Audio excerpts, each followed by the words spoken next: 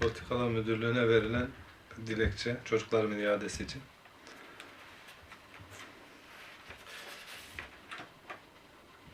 Erzin 1. Asliye Ceza Hukuk Mahkemesi'ne verilen itiraz dilekçesi.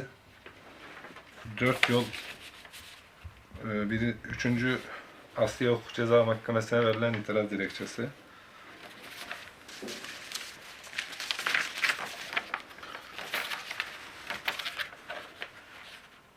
Yine tekrardan hakimle görüşebilmek için görüş dilekçesi. Hakimle görüşmek istedim. Yani bunun sebebi nedir? Çocuklarımı neden aldınız demek için.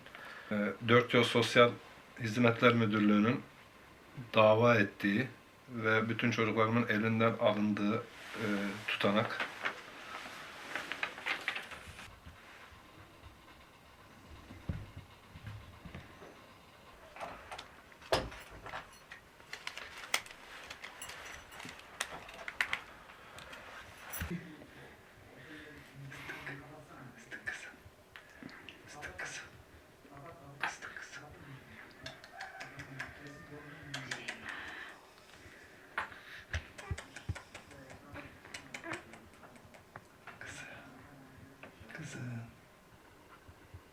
Yani bunun üzerine gelinebilir ya.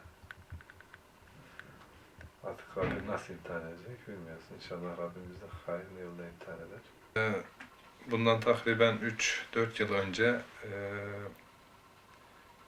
İslam üzere bir hayat yaşamaya başladım. Bu İslam üzere yaşadığım hayatta Rabbim bana çoluğumdan çocuğumdan sorumlu olduğumu, Allah'ın kitabı ve Resul'ün sünneti de bunu öğrendim. Ve çocuklarıma da dini anlattım, öğrettim. Ve çocuklarım bunun üzerine baba işte sen bize bunları öğrettin, işte biz medreseye gitmek istiyoruz, Kur'an'ı, dini öğrenmek istiyoruz dediler. Okula gitmek istemediklerini söylediler. Polis, jandarma gelmişti, işte dediler evi arayacağız. Ev deyince ben de o kadar kalabalık geldiklerinden işte ben de evi ince bir arama yapacağız dediler. Ben de zannettim ki gerçekten arama yapacaklar. İşte çocuklar dışarı çıksın dediler, kimse içeride kalmasın. Ve ben içeriye girdim, arama yapıyorlar diye. Sonra fark ettim ki çocuklarımı kaçırır gibi arabaya bindiriyorlar. Ve dayanamadım. Ben de ne yapıyorsunuz dedim. İşte bir karar var, çocuklarınızı almalıyız. İşte tamam da bu karar bana bu şekilde bildirilmemesi gerek. Madem bir karar varsa önce bize sunulması, ondan sonra yapılması gerek. 8. ayda mahkemesi bitmiş çocukların, bir tedbir kararı koyulmuş ve benim bundan kesinlikle ve kesinlikle bir bilgim yok. Yani 8. ayda bir tedbir kararı koyulduğundan kesinlikle bilgim yok. Bana gelen sadece devamsızlık kağıdıydı. Ve okul müdürleri, bir de sosyal yardımlaşmaydı. Tedbir kararı alındı. İşte elimde öyle bir resmi evrak yok. Ben tedbir kararı alındığını bilseydim kesinlikle çocuklarımı almamaları için gerekli bir şeyler yapmaya çalışırdım. Ama bu şekilde almaları zulüm diye görüyorum. Benim çocuklarım hiçbir zaman ailesinden şikayetçi değildir. Zaten çocuklarıma sorulduğunda bu görülecektir. Benim çocuklarım ailesini çok seven, işte biz de çocuklarımızı çok seviyoruz, dayanamaz olduk. Ne bileyim, yani Allah kimseyi çocuğuyla imtihan etmesin. Sırf çocukların elbiseleri 2 ay oldu. Halen mahkemeye başvuruyoruz, işte itiraz dilekçesi veriyoruz. Diyorlar, tamam biz değerlendireceğiz diyorlar. Diyoruz, ne zaman değerlendireceksiniz? Aradan 1,5 ay geçiyor, işte itiraz dilekçeniz kabul olmadı diyorlar. Ki düşünün ki ben bu şekilde dayanamıyorum. Annenin durumunu siz artık göz önünde bulundurun. Aileden çocuk koparılma sebeplerine baktığım zaman o çocuğun psikolojik sorunu veya ailede anlaşmazlık, ortada kalmış çocuk, işte savaş bölgesinden buraya gelip işte annesi babası olmayan çocukların olduğu yer Sosyal Hizmetler Müdürlüğü. Gittiğimde orada onu gördüm. Çocuklarımla daha yeni haftada bir görüş izni çıkardılar. Oradaki sadece benim çocuklarım haricinde sosyal hizmetlerin alıp oraya koyup bakmaları oradaki kurumda yapılan şey güzel şeydi. Fakat bana yapılan zulümdü. Kesinlikle ve kesinlikle benim çocuklarım, onların bazı şeyler söylüyorlar. İşte onlarla görüştüklerimde işte diyorlar ki sen çocuğa işte farklı bilgiler mi sunuyorsun, işte e, farklı şeyler mi söylüyorsun diyorlar. Kesinlikle ve kesinlikle ben Allah'ın ayeti ve Resul'ün sünnetinden hariç bir şey söylemedim. Ve bunu söylemekten imtina et, kesinlikle bunun arkasındayım. İlk 1,5 ay ben çocuklarımı kesinlikle bana göstermediler. Ee, Artık o günlerimde daha kötü durumdaydım baba olarak, ki annenin durumu yine halen ilk günlerindeki gibi. Ee, Ben baba olarak 1,5 ay süreyle göremedim. Göremediğimde işte Rabbim yardım etti. Artık sosyal hizmetler beni bu duruma düşüren 4 yıl sosyal hizmetler, işte yukarıya bir yazı e, yazıyor veya işte İskenderun'da da çocuklarımın olduğu yerden herhalde bir yazı yazılıyor ki çocuklarıma görüş izni çıkıyor hemen. Yani bu şikayet eden kişiler kesinlikle ve kesinlikle çocukların aileye kazandırılmasından yana olmadılar da e, e, çocukları alıp aileden koparıp işte kurumlarına koymak için uğraş verildi. Yani çok zor bir durum. Biz çocuklarımızı çok seven, işte İslam üzere yaşamaya çalışan, Allah'ın verdiği şey kadar yaşamaya çalışan bir aileydik. Bu ailenin içerisinden bu şekilde çocukların koparılması çok büyük bir zulümdür. Ve ben çocuklarımı geri istiyorum. Bunun zulüm olduğunu söylüyorum. Çocuklarım eğer bana geri verilirse ben çocuklarımın eğitimi için gereken şeyi yapacağıma kesinlikle ve kesinlikle buradan herkesin duymasını istiyorum. Ben Allah'ın dinini yaşarken bu zulme maruz kaldım. Kesinlikle benim eğitime karşı, yani çocuk eğitim almamalı gibi bir düşüncem kesinlikle yok. Kesinlikle çocuk eğitim almalı, öğrenmeli. Ama bir aile şu tercihi yapabilmeli.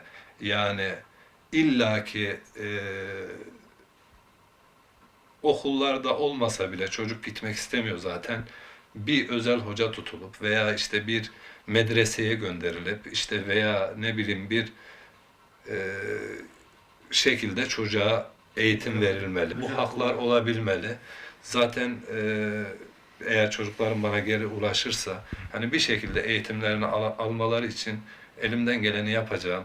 Bu duyan insanlar, bunlar gerçekten Allah kimseyi evlatla imtihan etmesin. Biz çocuklarımızı çok seviyoruz. Görülecektir ki zaten çocuklarımızın da sorulduğunda da onlar kesinlikle ve kesinlikle annemizi babamızı istiyoruz diyeceklerdir ve dediler. Çünkü biz her hafta görüşe gittiğimizde baba bizi ne zaman buradan götüreceksin diyorlar. Baba bizi ne zaman buradan götüreceksin? Bizi buraya niye koydular? Burada işte Suriyeli, annesi babası olmayan çocuklar var. İşte burada annesi babası ayrılmış, ortada kalmış çocuklar var. İşte bize bu zulmü neden yaptılar? Bizi niye buradan, bizi ne zaman gideceğiz diye ki bana söylüyorlar. Sanki ben çocuklarımı bir cezaevine görüşe gidiyorum. Sevincim ilk görüşte hani olur ya, boynuma sarılıyorlar. Dönüşte de orada esir o durumda oldukları için bizi annemiz babamızı alıp buradan niye götürmüyor diye ağlıyorlar ve buna biz dayanamıyoruz.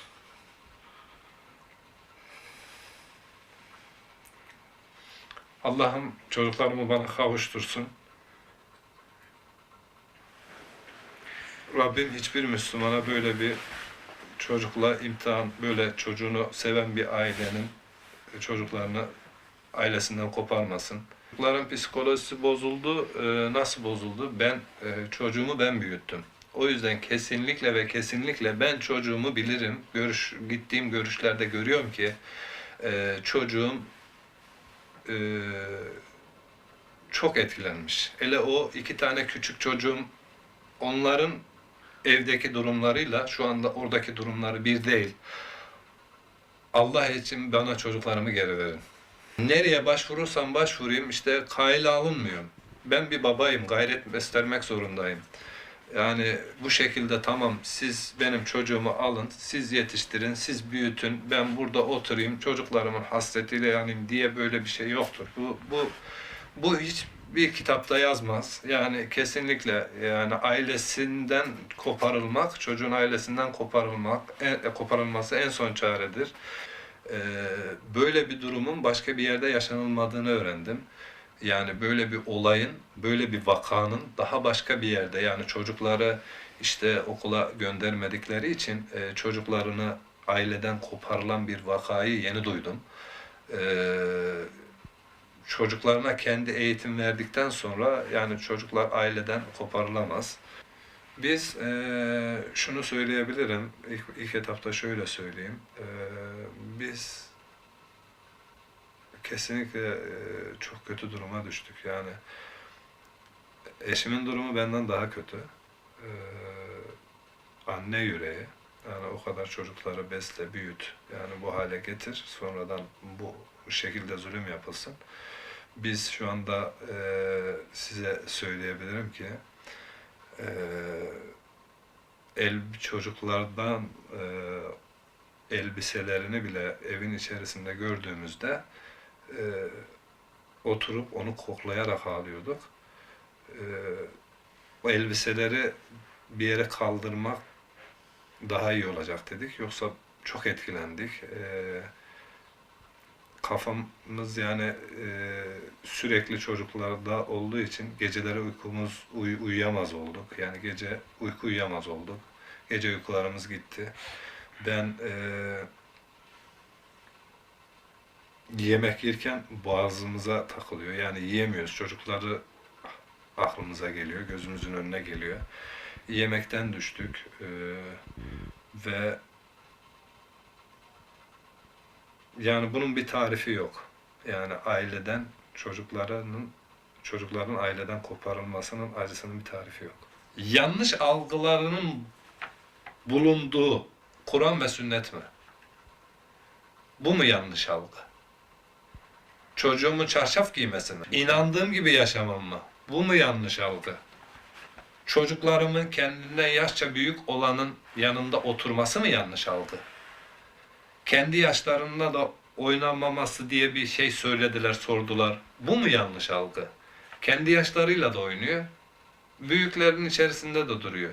Ben Kur'an ve sünnet üzere yetiştirdiğim çocukların yanlış algılarının bulunduğuna kesinlikle inanmıyorum. Eğer öyle bir ellerinde delilleri ve kanıtları yanlış algı yaptığıma dair varsa bana söylesinler.